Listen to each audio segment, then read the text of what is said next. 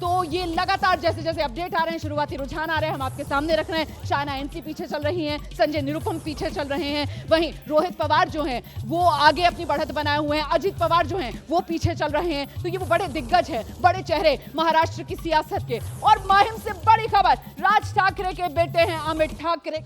शुरुआती रुझान में अमित ठाकरे ने बढ़त बनाई है, अमित ठाकरे आगे चल रहे हैं। हालांकि यहां पर लड़ाई जो है वो त्रिकोणीय बनी हुई है और इस बीच लातूर मराठवाड़ा का अभी तक हमने जिक्र नहीं किया था।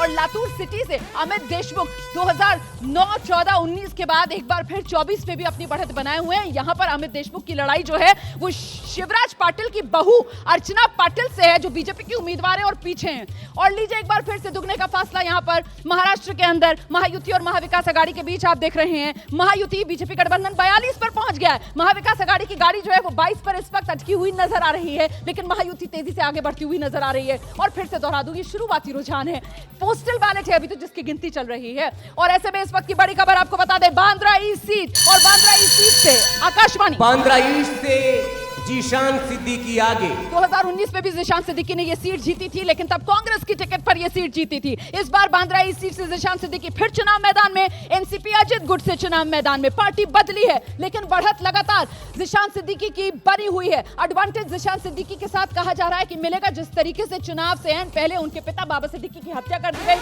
वो सहानुभूति वाला फैक्टर जीशान सिद्दीकी को बढ़त दिलाएगा क्या, ये भी बेहद महत्वपूर्ण हो जाता है। क्योंकि यहाँ बांद्रा ईस्ट सीट और यहाँ तो सीधे सीधे उद्धव ठाकरे परिवार और वहां से वरुण सरदेसाई को जिस तरीके से चुनाव मैदान में उतारा गया, जो उद्धव ठाकरे के रिश्तेदार हैं, मौसेरे भाई हैं आदित्य ठाकरे के, वो इस लड़ाई को बहुत दिलचस्प बना रहा है। तो कुल मिलाकर आप देखिए किस तरीके से नंबर लगातार बदलता हुआ। महाराष्ट्र 288 विधानसभा सीटें और यहाँ पर महायुति जो है वो 42 पर, बीजेपी गठबंधन 42। कांदीवली से अतुल भातलकर बीजेपी के आगे।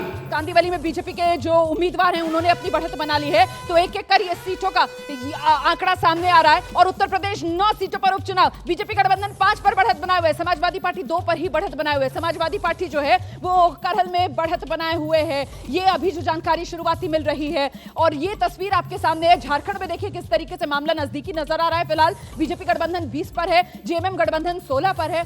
और उत्तर प्रदेश में एक बार फिर से नंबर ये कहा जा रहा है कि बदल गया है। वो किस तरीके से नंबर बदला है उत्तर प्रदेश में वो भी मैं आपको दिखाऊंगी। लेकिन फिलहाल महाराष्ट्र का ये नंबर, महाराष्ट्र का नंबर देखिए 42, बीजेपी गठबंधन महायुति इस वक्त 42 पर है। और इन 42 में सबसे ज्यादा 23 जो है वो बीजेपी के खाते से आ रही हैं। कांग्रेस गठबंधन 22 पर है और इसमें कांग्रेस के दम पर 10 ही सीटें आ रही हैं। शिवसेना और साथ ही एनसीपी, शरद गुट सभी करीब एक जैसा परफॉर्म करते हुए। लेकिन वही महायुति के अंदर जो सबसे बेहतर परफॉर्मेंस अभी तक इन शुरुआती रुझानों में नजर आ रही है वो बीजेपी की नजर आ रही है। और सबसे कमजोर कड़ी जो नजर आ रही है वो एनसीपी अजीत गुट नजर आ रही है। और लीजिए झारखंड, शुरुआती रुझान और बड़ा उलटफेर हो गया है। अभी तक जिस तरीके से बीजेपी गठबंधन झारखंड में रुझानों में आगे था, अब वो पीछे हो गया है। और बहुत ही मामूली बढ़त इस वक्त जेएमएम गठबंधन ने झारखंड में रुझानों में बना ली है। बीजेपी गठबंधन 20 पर आ गया और हेमंत सोरेन की पार्टी वाला गठबंधन, जेएमएम का गठबंधन जो कांग्रेस के साथ है, आरजेडी के साथ है, लेफ्ट पार्टियों के साथ है, वो 21 पर पहुंच चुका है। हेमंत सोरेन क्या झारखंड की राजनीति के